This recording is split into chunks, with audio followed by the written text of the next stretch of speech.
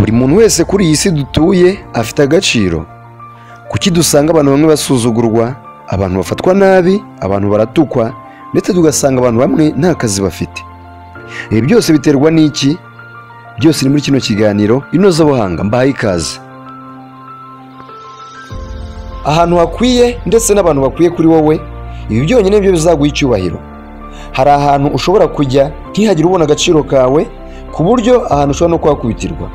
Hari ahandi hantu uramutse utabonetse abantu babo bashobora guhangayika, bakaba banarara batariye. Ibi byose biterwa n'iki? The problem is location. Ikibazo ni ahantu uri. Denis Mpagase, umwarimu muri kaminuza ya Dar es Salaam, yaravuze ati nubona ahantu uri abantu babo batakwishimiye, batagukunda, batagufitiye umwanya, uzafata iya mbere ugende, kandi uzagende wihuta. Dutakaza umwanya munini turi kumwe n'abantu batazi agaciro kacu, aho kureba abantu bazi agaciro kacu. Uramutse wambaye ikoti ry'ikositime ukajya mu kibuga bakiniramo umupira w'amaguru ngo ukine n'aba bantu, bashobora kugufata ko wasaze.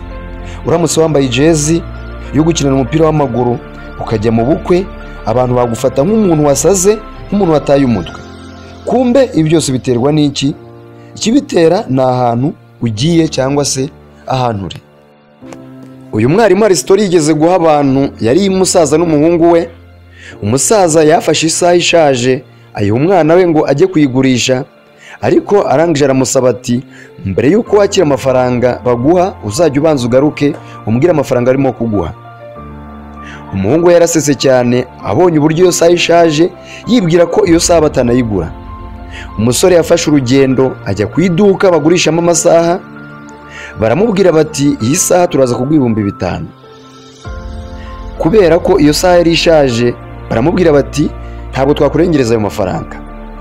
Umuhungu yarangije afata inzira aragaruka, abwira se ati aho wambwiye ngo ujye kuyigurisha bambwiye ko batampa amafaranga arenze 5,000. Umuhungu arangije yitegereza se, ariko na se aramwitegereza aramubwira ati genda ujye ku yandi maduka ahantu bacuruza ibindi bintu, babwire ko iyi saha urimo kuyigurisha. Arangije aragenda. Uwo musore ahageze, abandi iyo saha bayibonye baramubwira bati ntabwo twakurengereza 5,000. Umusaza aramubwira ati genda ku iduka ry'ahantu babika ibintu bya kera, hari ahantu ku nzu ndangamurage, hanyuma urazumbwira amafaranga arimo kuguha. Umusore yafashe urugendo ajya kuri rya duka babikamo ibintu bya kera. Umuzungu wahakoraga yitegereza isaha uburyo ikoranye ubuhanga, yitegereza ya saha uburyo ikomeye. Arangije abwira wa musore ati iyi saha ndaza kuguha 8,000,000. Umusore yaragarutse yishimye, agaruka aseka cyane no gutungurwa cyane, yiyumvisha ko bidashoboka. Arangije asubira mu rugo abwira papa we ati umuzungu yitegereje iyi saha uburyo ikoranye ubuhanga. Arangije arambwira ngo ni isaha nziza cyane abantu bose bashobora kuzajya baza kureba. Arangije ambwira ko ari bumpe 8,000,000. Atariko nanjye ubwanjye sinaje kubyiyumvisha.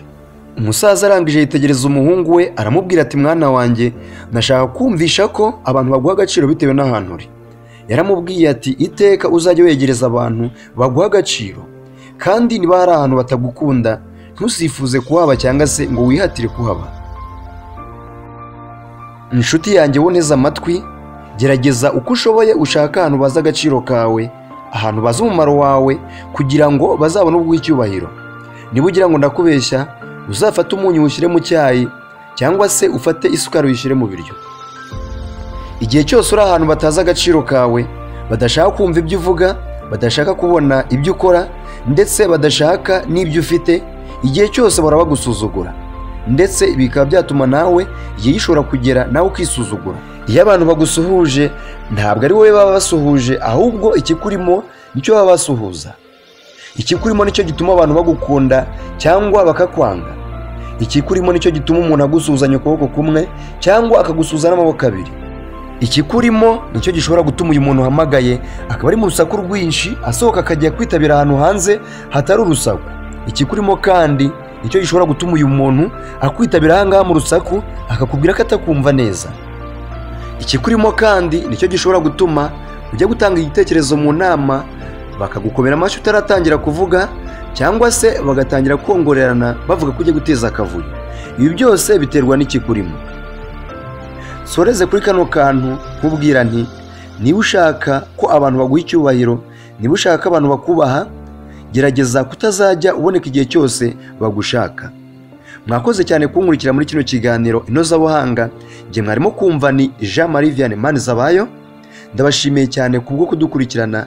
Niba utarakanda ijambo subscribe mu magambo atukura kugira ngo uzajye ubona ibiganiro byose ducisha kuri channel ya YouTube Pamba Luha na Jemuve TV.